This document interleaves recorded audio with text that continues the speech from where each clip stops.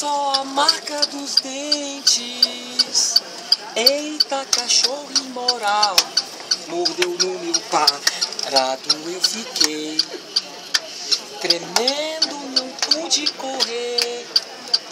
Me levaram ao pronto-socorro para o doutor ver. Ele olhou pra mim, perguntou se eu tinha mulher, porque do jeito que aquilo estava, jamais fica de pé.